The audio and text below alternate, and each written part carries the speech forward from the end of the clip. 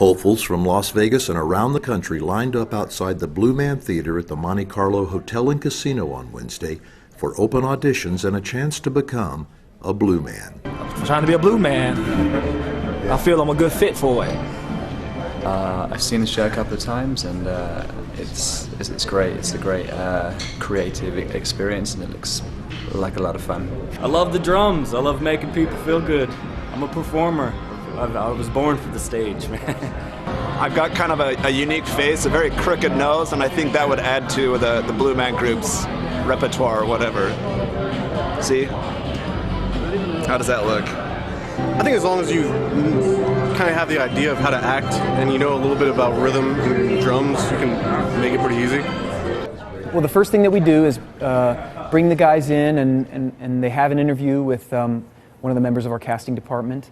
And after that interview, they come downstairs to meet with another member of the casting department, and they'll work 8 at a time, and they'll be put through certain exercises, performative exercises, to kind of, like I said earlier, tease out bits of the character. All we're looking for are just small glimpses, and those glimpses, if we see them, are enough to move you to the next phase, which is the drumming audition.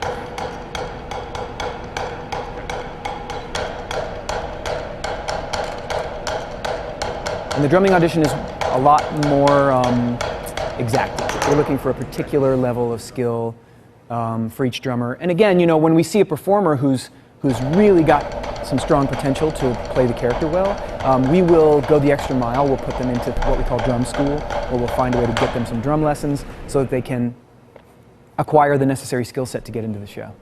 I personally think that it's a detriment to see the show. I haven't.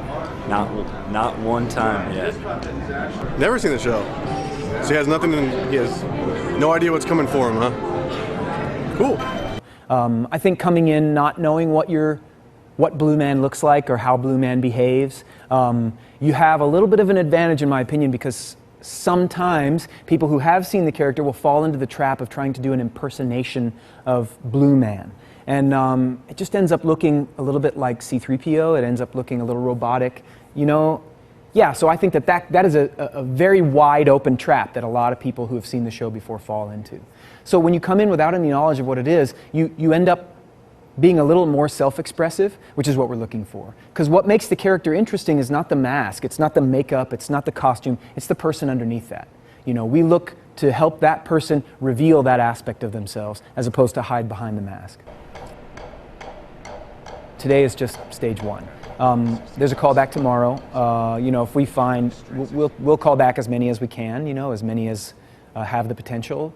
Yeah, and so there's a callback tomorrow where they'll go through some deeper performative exercises, and then there's a third callback on Friday where we will actually get those auditioners into costume and makeup and put them through a performative exercise based in material from the show.